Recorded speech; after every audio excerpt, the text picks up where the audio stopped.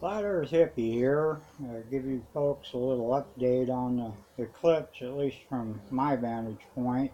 Uh, Me and the Flat Earth Dork, we went up to about 1,000 foot elevation there in the Mendocino Range up above Pascana, California, and got settled in about 8 o'clock, and 9:03 the eclipse started at about, I'd say 1 o'clock, 1:30 on the face of the sun. That was at 9:03 a.m. and as it traversed across the sun, covering at its fullest, looked to be about 85% of the sun was covered. Exited at 11:33 a.m. at about 7:30 on the face of the sun. We had a couple hours of video we took with our vintage camcorder. We haven't yet loaded any of that onto the internet. We got pretty crappy internet around here, but my own personal experience, we went over there and set up for a spot where she thought she could do her best, and I was wanting to set up somewhere else, but I decided I better go over there by her, and the ground out there is hard as a rock, and I planned on sun gazing the thing as much as I could, and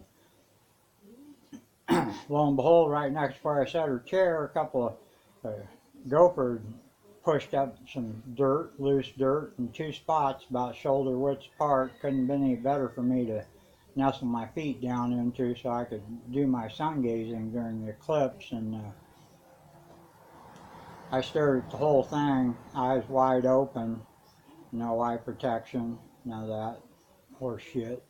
And I found when I started, I put one foot in each of those gopher mounds, and I could only my right eye would take the brightness, and I sun gazed that way for about 5 minutes, and then I wallered my left foot down there into the dirt a little bit better, and lo and behold, both eyes were open and it was on, and I sat there and sun gazed, I don't know, for upwards of an hour at a time, and I had to go to the car and get stuff for the dork, and back and forth a couple of times, but I probably realistically got in 2 hours and 15 minutes of just staring at the sun with my eyes wide open and fully able to see what appeared to be the eclipsing body.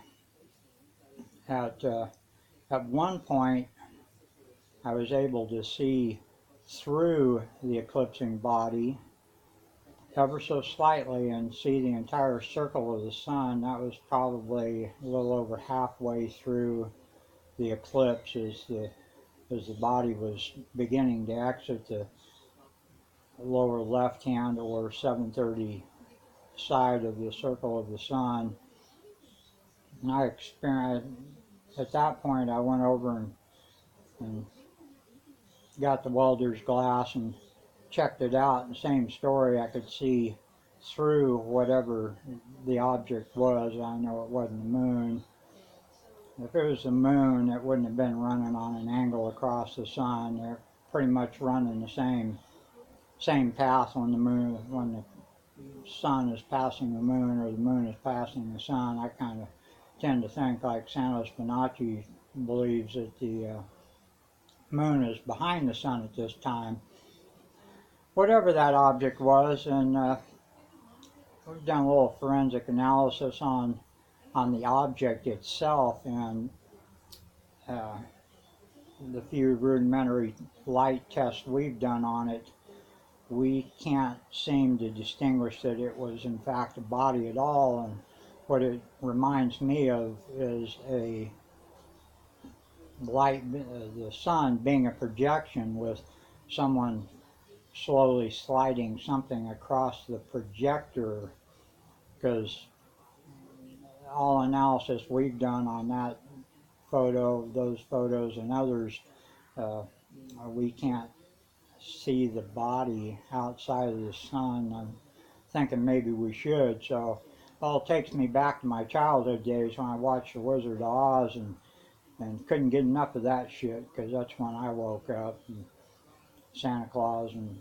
Easter Bunny and all that horse shit was out the door, and never did understand why my parents were lying to me about that. But Wizard of Oz woke me up, and now I get these truth bumps, you know, when I talk about the Wizard of Oz and the projector and the object that's being put across the screen in front of the sun. I ain't saying that's what it is. I kind of like the Rahu thing.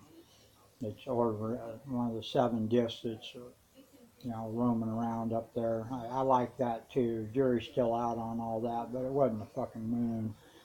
Anyway, so like I say, I sun gazed that son of a bitch for probably 2 hours and 15 minutes, and my head was just all a tingle and a buzz under the scalp and the roots of my hair, and it was that way for, you know, through the next day. I finally went out and got a stake driven in the ground with copper wire on it, and grounded myself in bed. And that night before I did that, that was the next day, the day of the eclipse. I went to bed and lay and woke up in the middle of the night, and there was this real strong burning sensation in my tailbone, like maybe there was energy trying to pass on through me. So next morning I went out and rigged myself up the ground and didn't have none of that, and I think I'll just stay hooked up to that ground. We sleep on rubber tires anyway, and that's no fucking good.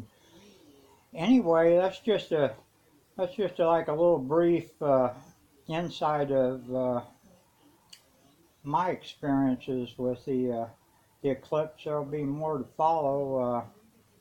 Thanks for listening.